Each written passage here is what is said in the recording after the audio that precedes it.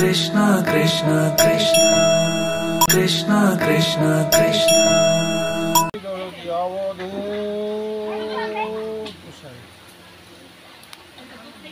জয় জয় শ্রীমদ ভগবদ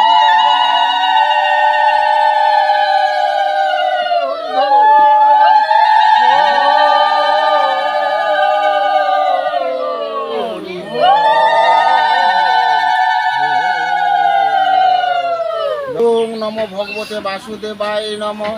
অষ্টম অধ্যায় অক্ষর ব্রহ্মযোগ। অর্জুন জিজ্ঞাসা করলেন, হে কৃষ্ণ, আধ্যাত্মিক কাকে বলে, আদি ভৌতিক কাকে বলে, আদি দৈবিক কাকে বলে? এই অধ্যায়টার মধ্যে এমনই জিনিস আছে, কেউ যদি পৃথিবীতে মারা যায়, মারা যাওয়ার পরে কখন কী অবস্থায় মারা গেলে তার গতি কী হবে, এই জন্য আমি এই অধ্যায়টাই সম্বন্ধে অধ্যায়টাই পড়ানো হয়। তাই অর্জুন জিজ্ঞাসা করলেন, হে পুরুষোত্তম, সেই ব্রহ্ম কি, আধ্যাত্মিক কি, কর্ম কি, অধিভৌত কি, আদি দৈবিক বা কি? তদুত্তরে কৃষ্ণ বললেন, হে অর্জুন, আধ্যাত্মিক হচ্ছে এমন একটা জিনিস যা এই পৃথিবীতে এমন কোনো প্রত্যেকটা মানুষ বা প্রত্যেকটা জীব এমন কোনো কর্ম করেছে সেটা বাবা কেউ জানে না, সেটা কিন্তু ভগবান জানে। তার প্রতিফল অক্ষরে অক্ষরে আমার ভোগ করতে হবে, সেটাই হচ্ছে বাবা আধ্যাত্মিক। আর আদি ভৌতিক কি? আদি ভৌতিক আত্মা হচ্ছে বাবা পাঁচটা শাস্ত্রে লিখছেন। পাঁচটা আত্মার মধ্যে আজকে যে শ্রাদ্ধ ক্রিয়া সমাপ্ত হলো, এটা হচ্ছে ভূতাত্মার শ্রাদ্ধ করা হলো। কেন ভূতাত্মার শ্রাদ্ধ করা হলো? ভূতাত্মা বাবা নানাবিধ আহার করে, নানা বাড়িতে নানা জায়গায় নানাবিধ আহার করে, সেই জন্য ভূতাত্মার শ্রাদ্ধ করা হলো। তাই পিণ্ডদানের মধ্যে লিখেছেন, যত সময় পর্যন্ত পিণ্ডদান না পাবে তত সময় পর্যন্ত বাড়ির চতুর্দিকে বায়া ভূতাশ্র অর্থাৎ বাতাসের সাথে তিনি ঘুরবে। এই 11 দিন তিনি কি সেবা করবেন?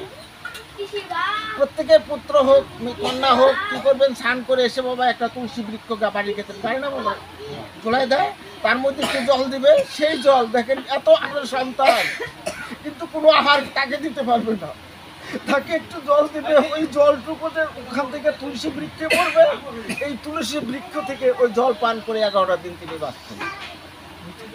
তাই ভূতিক এই ভূতপ্রেত যক্ষ ঘুরতেছেন, আজকে শ্রাদ্ধি ক্রিয়া করেছেন। গীতার মধ্যে বলা আছে এই কথাটা, শ্রাদ্ধে কারো পূর্বপুরুষের উদ্দেশ্যে যদি কেউ গীতা পাঠ করে তার আত্মা অনায়াসে বৈকুণ্ঠ লাভ করে। তবে আমরা বৎসরান্তি করি, অনেকে করি না বা বৎসরান্তি করি, কিন্তু বৎসরান্তি সম্বন্ধে হয়তো অনেকে আমরা জানি না। মৃত্যুর পরে মানুষ কোথায় যায়? কোথায় যায় বাবা মৃত্যুর পরে? মৃত্যুর পরে মানুষ কোথায় যায়? মৃত্যুর পরে মানুষ জমালয় যায়। জমালয় যাওয়ার পরে সেখানে জমালয়ের ওখানে একজন লেখক আছে, তার নাম হচ্ছে চিত্রগুপ্ত। চিত্রগুপ্ত উনি সমস্ত সারা জীবন এই আধ্যাত্মিক বললাম যে এমন কোনো কর্ম করেছি পৃথিবীতে কেউ দেখে নাই, তিনি দেখেছেন, কিন্তু তার প্রতিফল আমার অক্ষর অক্ষরে ভোগ করতে হবে, সেটাই হচ্ছে আধ্যাত্মিক। তো জমালয় গিয়ে এই চিত্রগুপ্তকে ডাকে, জন্মে ডাকে যে, হে চিত্রগুপ্ত, তুমি এসে এই যে লোকটা মারা গেছেন আসছে পিণ্ড দিয়েছে, পিণ্ড দেওয়ার পর জন্ম নিয়েছে, তবে এ আসার পরে সারা জীবন ইনি কী করেছেন এই পাতাখানা তুমি ঘুষিয়ে দেখো। লেখক উনি যখন এই পাতাখানা ঘুষিয়েছেন তাতে 1 দিন সময় লেগেছে। শাস্ত্রে লিখছেন ওই যে একদিন আমার জীবের জন্য হচ্ছে 1 বছর। তো 1 বছর কেউ যদি বৎসরান্তি করে, মাতা পিতার উদ্দেশ্যে তো করে, বৎসরান্তি করলে বাবা অনেক কঠিন নিয়ম, এই টিকিও ফেলাইতে পারবে না, নারীর বিছনায় শুইতে পারবে না। এই 1 বছরই তিনি এই যে চাত্রিক অর্থাৎ ব্রহ্মভাবে থাকবে, অর্থাৎ নিরামিষ ভোজন করবে। 1 বছর পরে ওই চিত্রগুপ্ত হিসাব দেবে, হিসাব দেওয়ার পরে কর্মফলনুপাতে তিনি বৈকুণ্ঠ লাভ করবে।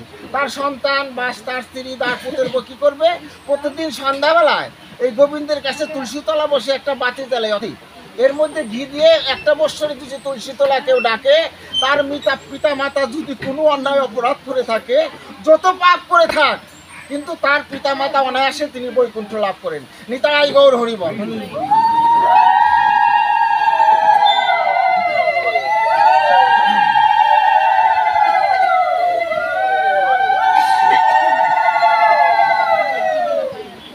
যজ্ঞ কাকে বলে? কৃষ্ণ বলছেন যজ্ঞ কাকে বলে? যজ্ঞ হচ্ছে এই একটা হচ্ছে দেহের যজ্ঞ, আর একটা হচ্ছে বাবা এই যে হরিনামের যজ্ঞ। হরে কৃষ্ণ কৃষ্ণ কৃষ্ণ হরে হরে, হরে রাম রাম রাম, এই যে যজ্ঞ হচ্ছে। আর একটা হচ্ছে দেহের যজ্ঞ, যদি কেউ সদ্গুরুর কৃপা পায় তখন সে বুঝতে পারে দেহের যজ্ঞটা কি। উপাসনা না নিলে কখনো সে বুঝতে পারে না। আমি যদি বৃন্দাবন না যাই, আমি যদি নবাবগঞ্জ না যাই, এখান থেকে কীভাবে যাওয়া লাগবে আমি কিন্তু আবার জানবো কীভাবে? বৃন্দাবনে গেলেই এই তথ্য জানা যায়, অর্থাৎ উপাসনা জানলেই জানা যায়।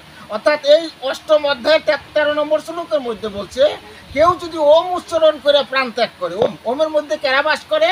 ওমের মধ্যে ব্রহ্মা বিষ্ণু শিব অর্থাৎ মাতা পিতা বাস করেন। ওমের মধ্যে একটা চান আছে, বিন্দু আছে। বিন্দু তত্ত্বটাই হচ্ছে পৃথিবী তত্ত্ব, বস্তু তত্ত্ব। এটা উপাসনা ঘরে না গেলে বাবা বোঝা যাবে না। তাই এখানে যজ্ঞ হচ্ছে, বুঝেকে এই বাতাস কিছু মিলে যাচ্ছে, কিছু মিলে বাবা আসছে। এরা যারা বৈষ্ণব তারাই এই জগতে বুঝতে পারে, আর তারা এই বাতাসের সাথে বন্ধুত্ব করতে পারে। এই যে যেমন আমি এখানে আসছি, অনেকে জিজ্ঞেস করে দাদা কেমন আছে, আমি যেমন জিজ্ঞেস করলাম দাদা কেমন আছে, বলি না বাবা? এই যে যেমন একটা বন্ধুত্ব দেখা হয়েছে, একটা বন্ধুত্ব। আর আমার মধ্যে যে, অর্থাৎ প্রত্যেকটা জীবের মধ্যেই, কারো দেহের মধ্যে 10 বছর, কারো দেহের মধ্যে 5 বছর, কারো দেহের মধ্যে 50 বছর, কারো দেহের মধ্যে 100 বছর, আসছে না বাবা বাতাসটা? কিন্তু এই বাতাসের সাথে তো বাবা কেউ বন্ধুত্ব করার চেষ্টা করলাম না।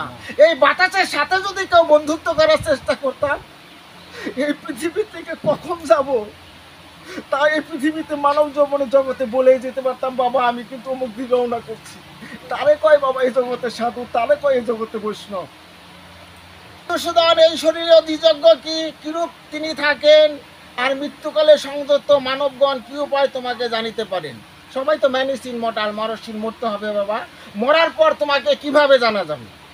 তবে মরার পর যখন মৃত্যুর সময় হয়, মৃত্যুর সময় যদি একবার হরে কৃষ্ণ কৃষ্ণ কৃষ্ণ হরে হরে, হরে রাম হরে রাম হরে রাম করতে করতে যদি প্রাণ পাতে চলে যায়,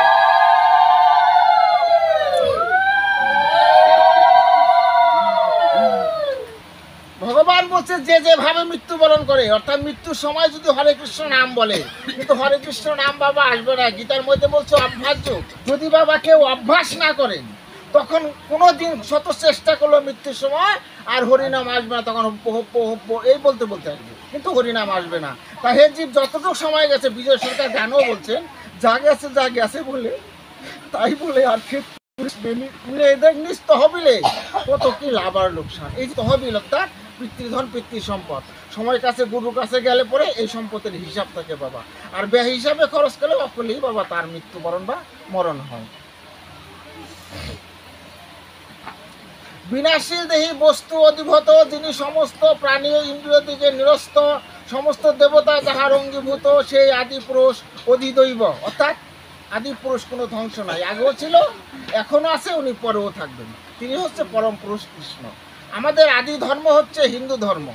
কোটি কোটি বছর আগে হিন্দু ধর্ম আমাদের পৃথিবীতে আছে, কিন্তু হিন্দু ধর্ম আমরা বলি, কিন্তু হিন্দু সম্বন্ধে আমরা আজও কিছু জানি না, কিচ্ছু জানি না বাবা, জানার চেষ্টাও করি না। এক জায়গায় সাধু সঙ্গ যাই না, একখানে ভাগবত পাঠ শোনার জন্য যাই না।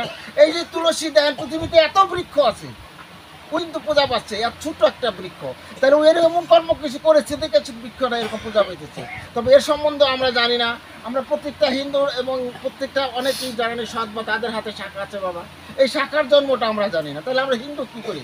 এই মালার জন্মটা বাবা আমরা জানি না, তাহলে হিন্দু আমরা কিভাবে? এই যে তিলক দিচ্ছি, তিলকের জন্মটা বাবা আমরা জানি না। মুসলমানরা যেমন টুপি দিলে বোঝা যায় বাবা মুখে মুসলমান, বোঝা যায় না বাবা। আর আমরা হিন্দু যদি কণ্ঠে একটা মালা থাকে, তবু তো বোঝা যায় বাবা আমরা একটা হিন্দু। কেউ যদি ধুতি পরে, তবু তো বোঝা যায় আমাদের একটা হিন্দু। হাতে যদি শাখা থাকে, ততও বোঝা যায় আমরা একটা হিন্দু। কিন্তু এগুলো সম্বন্ধে আমাদের প্রত্যেককে তো জানা উচিত, আমরা হিন্দু সম্বন্ধে প্রত্যেককে জানা উচিত, কিন্তু হিন্দু সম্বন্ধে বাবা আমরা কিচ্ছু জানি না। সন্ধ্যাবেলা প্রদীপ দেওয়া হয়, কেন প্রদীপ দেওয়া হয়? ব্রহ্মার কন্যা হচ্ছে এই সন্ধ্যা। এই সন্ধ্যা যখন কেউ যদি তুলসী বৃক্ষ, আগেও বললো একটা বছর আসবে, একটা বছর যদি কেউ তুলসী বৃক্ষ তোলে সন্ধ্যা প্রদীপ দেয়, তার গৃহে কোনো দিন অমঙ্গল হবে না, অপবিত্র মরা হবে না, অমঙ্গল হবে না। সন্ধ্যা বাড়িতে বয়ে যাচ্ছে, মা আপনাদের কিন্তু বলছি না, আমি শাস্ত্রগত তোমায় বলছি, সন্ধ্যা বাড়িতে বয়ে যাচ্ছে, করছে, সন্ধ্যা দিলে কি হবে? মাতা পিতার সেবা না করলে গুরু হচ্ছে, শাস্ত্রে লিখেছেন, কৃষ্ণান্ত তত্ত্ব শাস্ত্রের মধ্যে লিখেছেন, গুরুকে, গুরু হচ্ছে মাতা আর পিতা। এই যে যারা গুরু, আমরা যারা গুরু বলছি, এরা কিন্তু বাবা গুরু নয়, এরা হচ্ছে এ জগতে উপদেষ্টা। তুমি যে বাবা এই কর্ম করলে তোমার আত্মা শান্তি পাবে, তোমার বৈকুণ্ঠে যেতে পারবে, কত উপদেষ্টা দেখাইতেছে, কিন্তু তারা গুরু নয়। কি কর্ম করতে হবে? যারা মাতা পিতার সেবা করবে, মাতা পিতার চরণে চরণধুলি নিবে এ জগতে, তার এই 3 প্রকার দুঃখ, আধ্যাত্মিক দুঃখ, আদিভৌতিক দুঃখ আর দৈবিক দুঃখ, 3 প্রকার দুঃখ আসতে পারে না। তাই কলি শাস্ত্রে লিখলেন, হলো সত্য ত্রেতা দাপর অন্ত কলি বর্তমান, সম্মানের মান রক্ষা করা দায়, শুনি শাস্ত্র গ্রন্থে তন্ত্রে মন্ত্রে ধর্মের মূলে দুলে ভগবান। ধর্ম সত্য বিদ্যমান, ভবে যাহা সত্য তাহাই ধর্ম, যথা ধর্ম তথাই ভগবান। পাপাচ্ছন্ন কলিকালে ধর্মের পথে কেহ গেলে দুঃখ কষ্ট তার কপালে। অনেকেই বাবা কেউ যদি মালা দেন, কেউ বাবা একটু তিলক ধারণ করেন, অনেকে বলবে বাবা বড় সাধু হয়ে গেছে। কে কি বললো সেটা বিষয় নয়, আপনি প্রভুর জন্য পরপারের জন্য কি করলেন সেটা হচ্ছে বিষয়। এই গীতার মধ্যে লিখেছেন প্রথমেই একটা হচ্ছে কর্তব্য আর একটা হচ্ছে বিশেষ কর্তব্য। কর্তব্য হচ্ছে আপনার ছেলে মেয়ে মাতা পিতা সংসার দেখাশোনা করা, আর বিশেষ কর্তব্য হতে হবে একদিন বাবা সব ছেড়ে যেতে হবে, সেদিন বাবা কেউ কিচ্ছু সঙ্গে যাবে না। বিশেষ কর্তব্য পরপারের জন্যে একটু সাধুর সঙ্গে একটু ভক্তের সঙ্গে একটু হরিনাম করতে হবে এবং বৈষ্ণবের চরণে মাথা নত করতে হবে। ভগবান বলছে কেউ যদি কোনো বৈষ্ণবের চরণে একবার মাথা নত করে, কেউ যদি একটু বৈষ্ণবের চরণ যদি শিরে ধারণ করে, বন্ধু নয় তিনি যে আমার জন্মেরই জগতে। হে অর্জুন, মৃত্যুকালে তিনি যেভাবে স্মরণ করিতে করিতে দেহ ত্যাগ করেন, আগে তো বললাম যে মানুষ যখন মৃত্যুকালে যেভাবে স্মরণ করিতে করতে মারা যায়, অর্থাৎ হরি নাম করুক বা কৃষ্ণ নাম করুক বা ভক্ত সঙ্গ করুক, যে কামনা বাসনে যখন মৃত্যুবরণ করবে আবার সেইভাবে পৃথিবীতে আবার আসতে হবে। হে অর্জুন, সর্বদা ঈশ্বর চিন্তা করলে মন অন্য কোনো দিকে যায় না, এভাবে চিন্তা করিতে করিতে সেই দিব্য পরম পুরুষকেও পাওয়া যায়। অর্থাৎ তার চিন্তা করতে করতেই পরম পুরুষ পরম পুরুষ শ্রীকৃষ্ণকেও পাওয়া যায়। সকলের বিধাতা অচিন্ত স্বরূপ, সূর্য বৎস সহপ্রকাশ, প্রকৃতি অতীত, এই আলৌকিক পরম পুরুষকে যে ব্যক্তি ভক্তির সহিত যুগ বলে মন একাগ্র করিয়া ভূমধ্যে মধ্যে স্থাপন স্থির রাখিয়া মৃত্যুকালে চিন্তা করেন, তিনি সেই পরম পুরুষকে লাভ করবেন, অর্থাৎ ভগবানকেও লাভ করতে পারেন।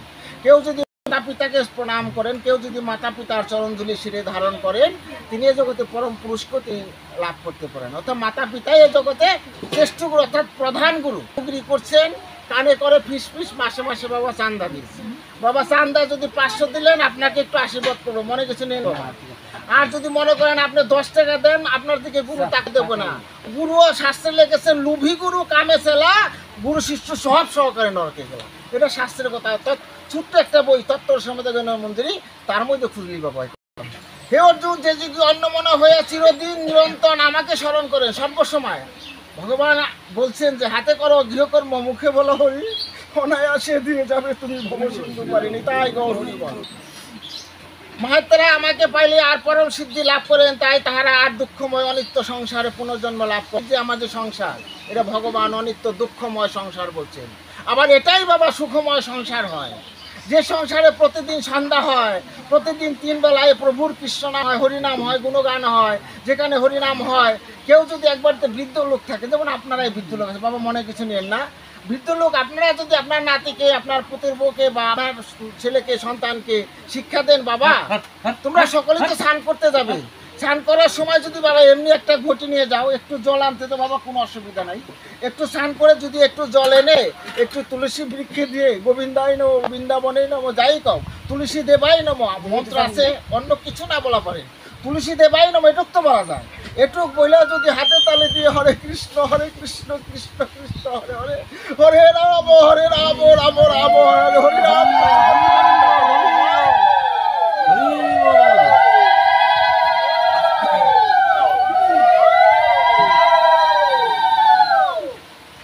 কেউ যদি তুলসী তলা বাবা 5 জন মানুষ থাকে বাড়িতে, 5 জন মানুষই যদি বাবা এই তুলসী গাছে জল দিয়ে একটু হরিনাম করে, তাহলে 5 বার হরিনাম হলো।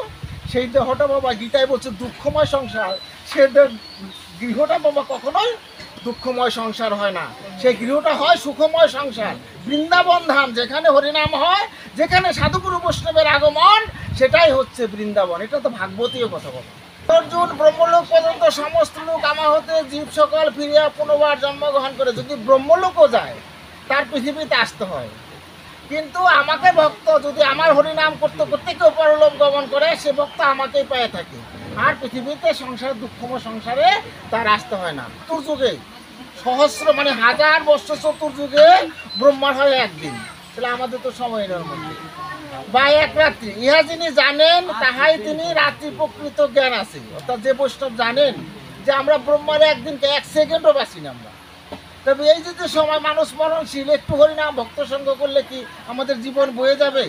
দিন হলে অব্যক্ত প্রকৃতি হইতে সকল ব্যক্ত পদার্থ উদ্ভব সৃষ্টি হয়, আবার রাত্রি হলে সেই অব্যক্ত কারণে লয় প্রাপ্ত মৃত্যু হয়। হে অর্জুন, এই প্রকার প্রাণীরা বারবার নিজ কর্মবশে জন্মগ্রহণ করিয়া ব্রহ্মার রাত্রি সমাগমে লয় প্রাপ্ত হয়, দিবাসগমে কর্মফলে আবার জন্ম লয়। মানে যে যেমন কর্ম করবে এই পৃথিবীতে বাবা, এই ধন সম্পদ টাকা পয়সা নারী যাই বলেন কিচ্ছু সঙ্গে যাবে না। তবে সঙ্গে বাবা কি যাবে?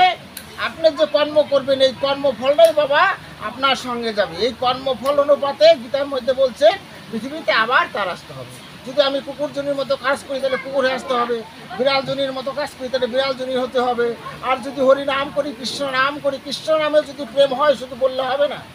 চৈতন্য চরিত্রামৃতে বলছেন হরিনাম কোটি জন্ম করে যদি হরিনাম সংকীর্তন, তবু পাবে না ব্রজের প্রাণ কৃষ্ণ। কোটি জন্ম যদি করে তাহলে কি করলে পাওয়া যায়?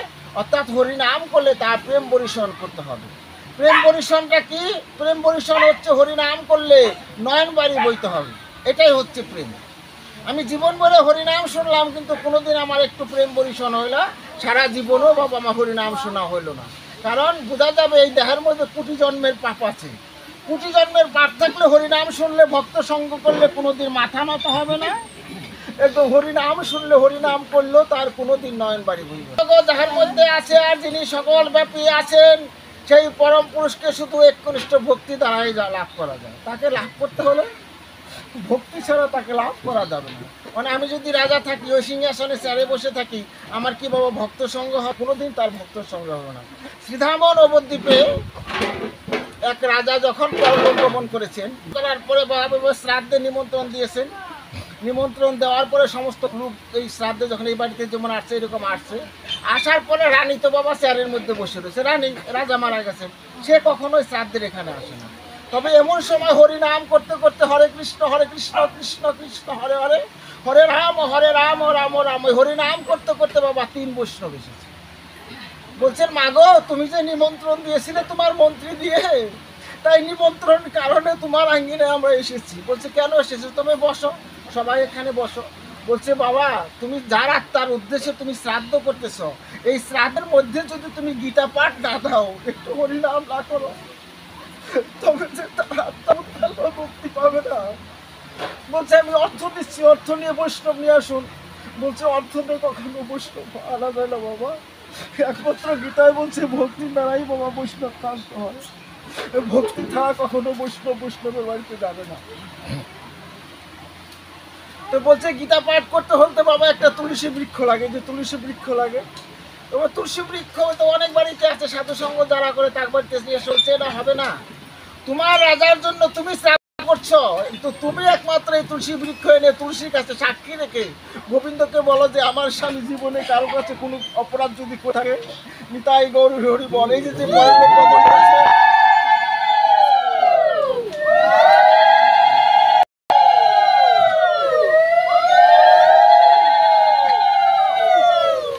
কারো কাছে যদি কোনো অন্যায়, প্রত্যেকটা মানুষই কিন্তু বাবা কোনো অপরাধ করে, কোনো স্বাভাবিক। দেখেন আমরা যখন ঘরে থেকে বাইরে হয়েছি, আমরা সামনের দিকে লক্ষ্য করে বাবা আসছি, আমার পান নিচে একটা পিপিলিকা পড়ে তো মরতে পারে, মরে না বাবা?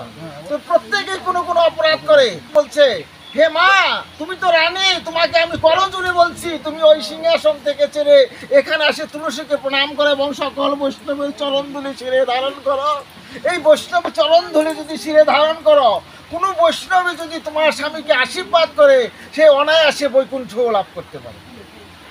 মুসলমান শাস্ত্র বলছেন বাবা যে কোনো মানুষ মৃত্যুর লোক গমন করার পরে, কবরে নেওয়ার পরে, এই যে যখন যাচ্ছে 40 জন মানুষ যদি হাত তুলে আল্লাহর কাছে বলে হে আল্লাহ, তুমি যদি তোমার কাছে কোনো অপরাধ বা অন্যায় যদি করে থাকে, তুমি একে মাফ করে দিও, তাকে তুমি গ্রহণ করে নিও। তবে শুধু সে শাস্ত্রে নয়, আমাদের হিন্দু শাস্ত্রে ভুরি প্রমাণ আছে, যদি কোনো বৈষ্ণবের চরণধুলি শিরে ধারণ করে হরে কৃষ্ণ গোবিন্দ বলে হরে কৃষ্ণ কৃষ্ণ কৃষ্ণ হরে হরে, হরে রাম রাম হরি বলতে বলতে যদি বলে, গোবিন্দ তার অনায়াসে বাক্য গ্রহণ করেন। আমার দিন হলে অব্যক্ত প্রকৃতি হইতে সকল ব্যক্ত পদার্থ অদ্ভুত সৃষ্টি হয়, আর রাত্রি হইলে সেই অব্যক্ত কারণে লয়প্রাপ্ত মৃত্যু হয়। হে অর্জুন, প্রকার প্রাণীরা বারবার নিজ কর্মবশে জন্মগ্রহণ করে।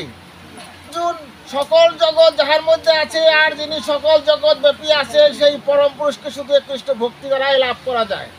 অর্থাৎ কি বলছে, হে অর্জুন, সকল জগৎ ব্যাপিয়া যিনি আছেন, স্বর্গমর্ত্য পাতাল সমস্তখানি আছেন, আর যিনি সকল জগৎ ব্যাপী আছে সেই পরম পুরুষ একমাত্র ভক্তি দ্বারাই লাভ করা হয়। এটা তো মহাভারতের বিশ্ব পর্বটাই হচ্ছে শ্রীমদ্ ভগবদ গীতা। এখন বললেন, এক কৃষ্ণ সর্বাশ্রয়, কৃষ্ণ সর্বধাম, কৃষ্ণের শরীরে সারা বিশ্বের বিশ্রাম। এমন কোনো জায়গা নাই তিনি নাই। এ কথা যখন বাবা শুনলেন, ভীম তখন বাবা প্রস্রাব পায়খানা সমস্ত ত্যাগ করে দিলেন। এই যে গীতার এই চুলুকটা সমস্ত জায়গায় আছেন। যখন এই কথাটা বললেন, বলার পরে বললেন, তুমি যদি প্রভু সমস্ত জায়গায় থাকো, আমি কি তোমার উপরে পায়খানা প্রস্রাব করব? উনি পায়খানা প্রস্রাব বন্ধ করে দিলেন। 12 বছর পায়খানা প্রস্রাব বন্ধ করার পরে যখন প্রভু আবার আসছেন বলে বলছে, হে ভীম, তোমার নখটা তো গন্ধ রাখতেছে।